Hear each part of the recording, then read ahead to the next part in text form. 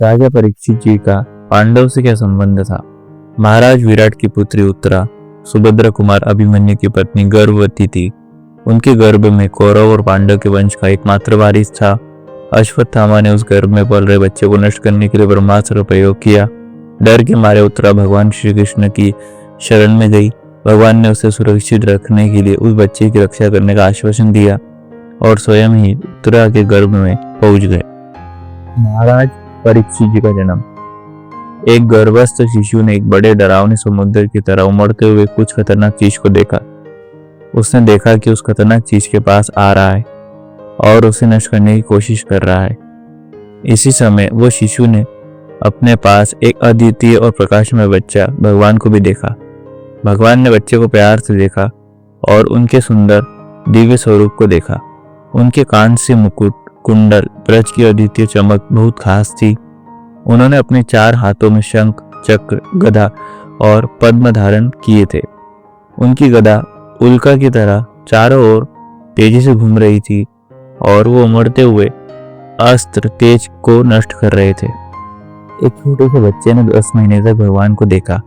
वो सोचता रहा ये कौन है, लेकिन जब उसका समय आया भगवान अदृश्य हो गए। इसके परिणाम स्वरूप वो बच्चा मर गया, क्योंकि उसके जन्म काल पर ब्रह्मास्त्र का प्रयोग हो गया था। तुरंत ही श्री कृष्णचंद्र ने उस शिशु को जीवित कर दिया और उसे परीक्षित के नाम से जाना जाता है। जब परीक्षित बड़े हुए, पांडव ने इन्हें राज्य सौंप दिया और स्वयं हिमालय पर चले गए। एक समय की बात है जब पांडव ने अपनी यात्रा पूरी की और राज्य को संभाला। परीक्षित नामक युवा राजा ने सफलता के साथ राज्य का प्रशासन किया।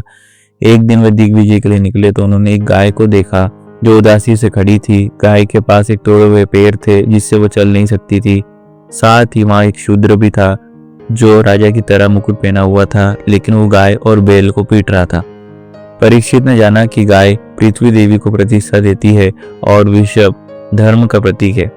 उन्होंने समझा कि इस कलयुग में एक शूद्र ऐसा काम कर रहा है जो धर्म के खिलाफ है। उस शूद्र को मारने के लिए तलवार खींच ली। जब महाराज परीक्षित ने कलयुग को रहने के लिए 4 जगह बताई, शूद्र ने अपना मुकुट हटा दिया और उसके पैरों में प्रणाम किया। राजा ने कहा, आप मेरे राज्य में नहीं रह सकते जहां असत्य, दम और छल कपट जैसे बुरे गुण हैं। शूद्र ने विनम्रता से कहा, महाराज आप मेरे लिए सही मार्ग कौन सा है यह आप ही तय करें। मैं कभी आपकी आज्ञा का उल्लंघन नहीं करूंगा।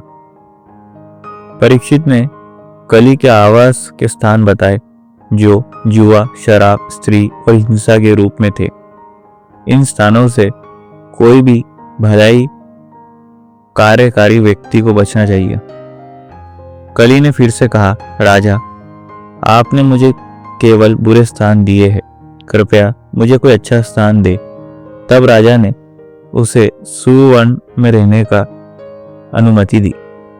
महाराज परीक्षित ने ऋषि के गले में मरा सांप डाल दिया। एक दिन आकेट करते हुए परीक्षित वन में भटक गए जहां उन्होंने भूख और प्यास का सामना किया। वे आश्रम में एक ऋषि के पास गए, लेकिन ऋषि ध्यान में थे और उनकी प्रतिक्रिया नहीं मिली। तभी कली ने राजा को अपने प्रभाव में ले लिया और राजा को लगा कि ऋषि उनके साथ न्याय नहीं कर रहे हैं। तभी उस समय पास में एक मृत सांप को देखा और राजा ने उसे अपने धनुष से उठाकर ऋषि के गले में डाल दिया, यह जांचने के लिए कि क्या ऋषि वास्तव में ध्यान में है। इसके बाद राजा और उनके साथी राजधानी वापस लौट गए। राजा परीक्षित को 7 दिन में मरने का श्राप मिला। ऋषि के तेजस्वी पुत्रों ने बच्चों के साथ खेलते समय जब ये समाचार सुना तब श्राप दे दिया। इस दुष्ट राजा को आज के 7वें दिन नाग तक्षक के डसने से इसकी मौत होगी। उस समय उसने अपने सिर पर मगध राजा जरासंध का स्वर्ण मुकुट पहन रखा था जिसे भीमसेन ने जीत लिया था। उसमें एक कली बन गई थी। इसी कारण उसके द्वारा ये अक्षम्य कृत्य किया गया। घर पहुंचकर मुकुट उतारने के बाद परीक्षित को याद आया कि आज मुझसे बहुत बड़ा अपराध हो गया है। वे पश्चाताप कर ही रहे थे कि वे खुद को दुखी महसूस कर रहे थे। फिर उन्हें श्राप की बात का पता चला। इससे राजा को बिल्कुल दुख भी नहीं हुआ। उन्होंने अपने पुत्र जनमेजय को राज्य संभालने का निर्णय लिया और गंगा किनारे बैठ गए। वो 7 दिनों तक निर्जल व्रत करने का इरादा बनाया। इस बीच बहुत सारे ऋषि मुनि उनके पास आए। सुखदेव जी ने 7 दिनों में उन्हें पूरे श्रीमद् भागवत का उपदेश किया। परीक्षित ने कहा, ऋषिगण, मुझे एक श्राप मिला है, लेकिन यह शायद भगवान की कृपा थी। मैं विषय भोगों में अधिक आसक्त हो रहा था, लेकिन दयालु भगवान ने श्राप के रूप में मुझे उनसे दूर कर दिया। अब कृपया आप मुझे भगवान के पावन चरित्र की कथा सुनाइए।